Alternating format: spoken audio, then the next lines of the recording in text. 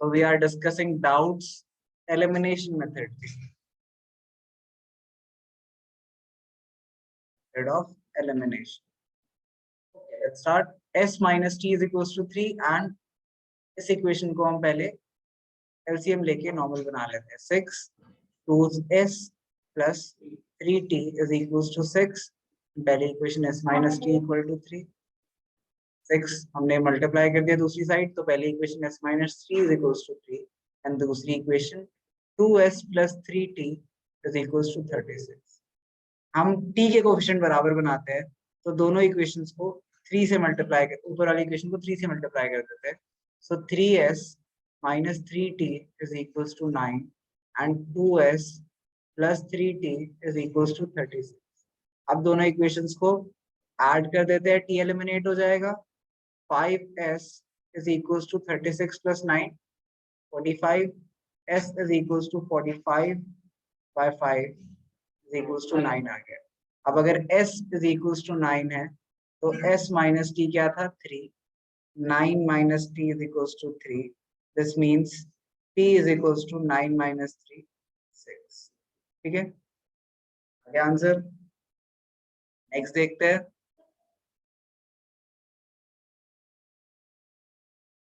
नहीं, किसी को भी कर सकते हो, t को भी कर सकते हो, इसको भी कर सकते हो, किसी को भी एलिमिनेट कर सकते हो. मुझे जो आसान लगता है मैंने वो एलिमिनेट करा, आप किसी को भी कर सकते हो. Sixth is 3x upon 2 minus 5y upon 3 equal to minus 2.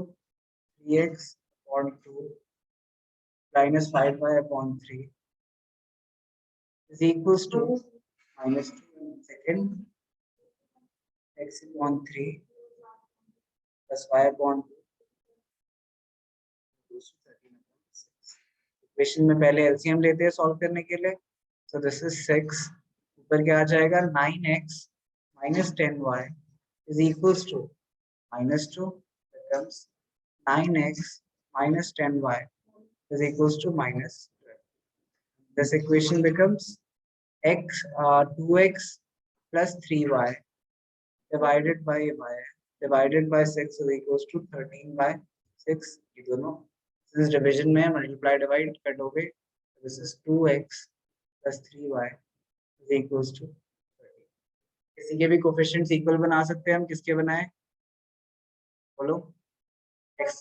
x के बना देते हैं, तो इससे हम 2 मल्टीप्लाई कर देते हैं, इससे हम 9 मल्टीप्लाई कर देते हैं. We get the equations 18x minus 20y is equals to minus 24 and 18x plus 27y is equals to 117. अब क्या करेंगे? दूसरी इक्वेशन को माइनस कर देते हैं, पहली इक्वेशन को माइनस कर देते हैं दूसरी इक्वेशन में से. तो माइनस 18 ये क्या हो गया? Negative positive positive. Minus 18 plus 18 0. 27 plus 20 47y is equals to 117 plus 24 141. Okay, तो y इक्वल टू क्या आ गया? y equal to 141 divided by 47 which is equals to okay. We get y equal to 3. किसी भी इक्वेशन में डाल देते हैं. तो अगर हमारे पास y equal to 3 है तो 9 इसमें डाल देते हैं. 2x if y equal to 3, 2x plus 3y equal to 13 becomes 2x plus 3 into 3 is equals to 13 becomes 2x is equals to 13 minus 3 3 9. x is equals to 4 by 2. हमारे पास final solution क्या है इसका? x is equals to 2, y is equals to 3. Clear है? दिख रहा है कोई? देखो,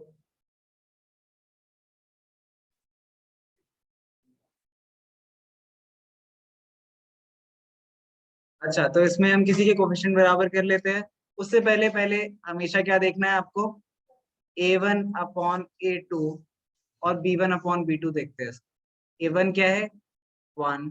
a2 क्या है? 3. b1 क्या है? -3. b2 क्या है? -9.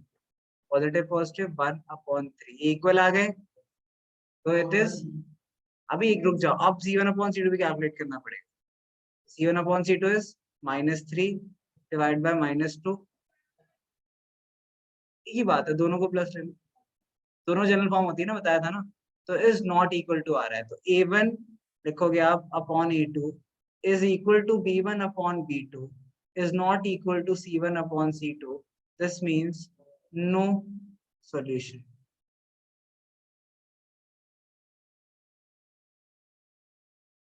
क्योंकि पता नहीं ना फिर इनफाइनाइटली मेनी सॉल्यूशन है या फिर नो सॉल्यूशन है, दोनों में से कोई एक चीज लिखनी है ना हमें यहाँ पे, तो इनफाइनाइटली मेनी सॉल्यूशन लिख देंगे। तो लिखेंगे ना इनफाइनाइटली मेनी सॉल्यूशन। नेक्स्ट बोलो, क्या डाउट था इसमें? थर्ड था आई गेस, थर्ड है ना डाउट? यस, बोलो। 3x minus 5y equal to 20, 6x minus 10y equals to 4। इसमें भी again A1 upon A2, B1 upon B2 and C1 upon C2 निकाल लेते हैं। हर क्वेश्चन में आप पहले छोटा सा शॉर्ट में निकाल लेना, जिससे आपको कंफ्यूजन ही ना रहे इस चीज में। तो 3 upon 6 minus 5 upon -10 and 20 upon 40। 3 1 2 5 1 2 and 21 22। इसमें क्या आ गया, A1 upon A2 is equals to B1 upon B2 is equals to C1 upon C2। ये तीनों इक्वल आए थे, this means infinitely many solutions।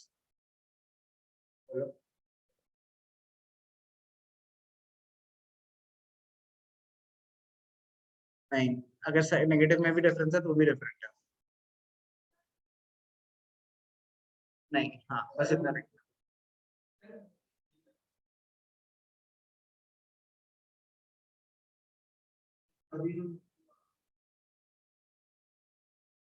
नहीं कर सकते, कभी आंसर नहीं आएगा, मतलब या फिर बहुत सारे आंसर आएंगे जो कि कोई फायदा नहीं है।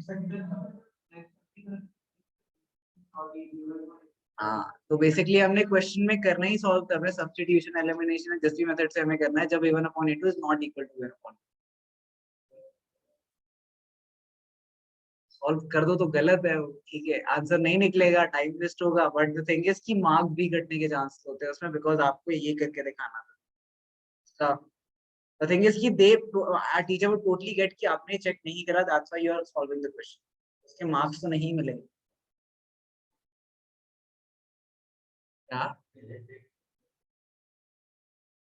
Teacher would think you are stupid, और इससे ज्यादा कुछ भी नहीं होगा, बट उसके मार्क्स नहीं कटेंगे, मिल जाएंगे। हाँ, इनफाइनाइटली मेनी सॉल्यूशन। अगर इसके बाद भी क्वेश्चन ने पूछा हो कि इनफाइनाइट सॉल्यूशन है, आपको कोई एक सॉल्यूशन देना है, तो कोई भी एक निकाल दो, क्या फर्क पड़ता है।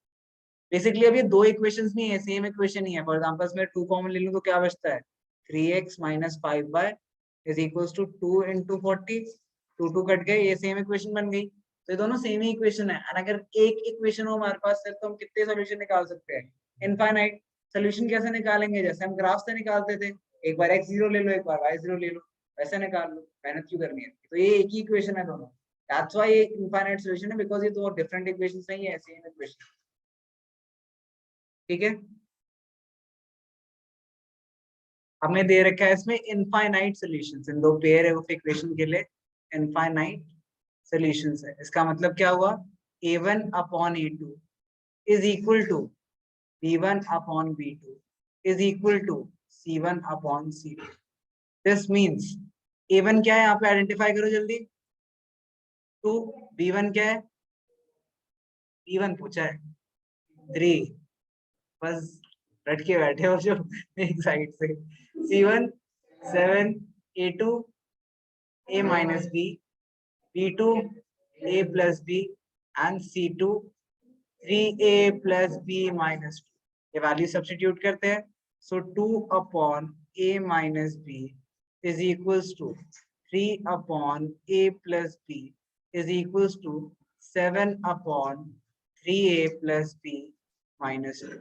अब क्या करते हैं, किसी भी दो पेयर को ले लेते हैं, कोई भी दो, कोई फर्क ही नहीं पड़ता, आप इन दोनों को साथ लेते हो। पहले मान लो इन दोनों को साथ ले लेते हैं, फिर इन दोनों को साथ लेते हैं। तो जब हम इन दोनों को साथ लेंगे तो it means 2 upon A minus B is equals to 3 upon A plus B। Cross multiply कर दे। So 2a plus b is equals to 3a minus बी। आगे सॉल्व करते हैं। 2a plus 2b is equals to 3a minus 3b।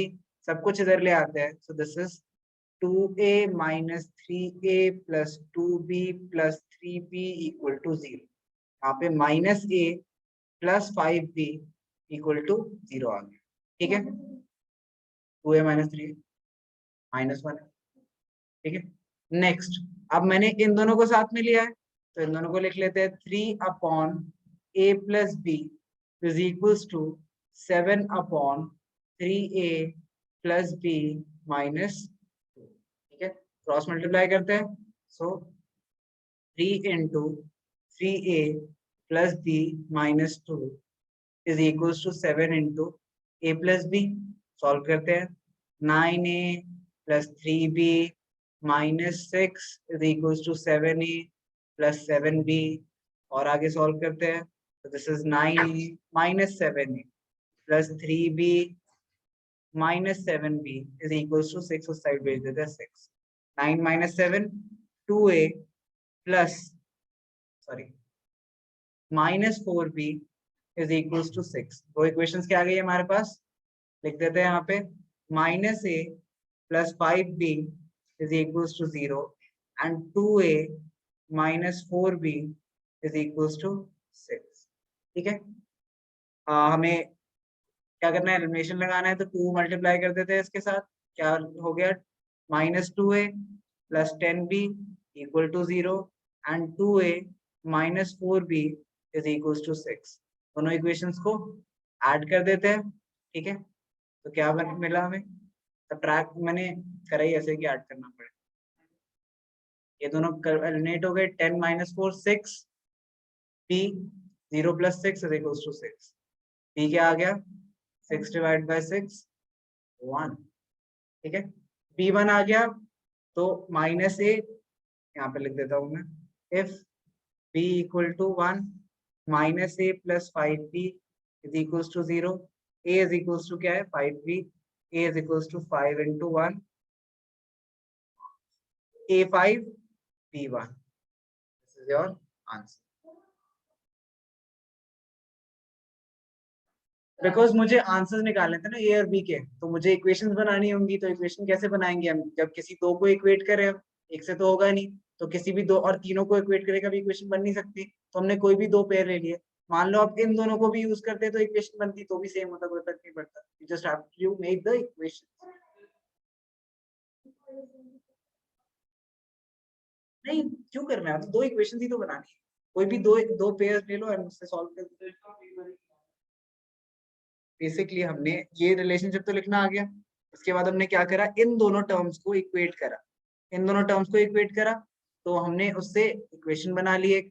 Then हमने इन दोनों terms को equate करा तो उससे भी हमने क्रॉस मल्टीप्लाई करके एक इक्वेशन बना ली। जो दो इक्वेशंस आई उसमें हमने एलिमिनेशन करा दी। ठीक है, तो बेसिकली ये क्रॉस मल्टीप्लिकेशन।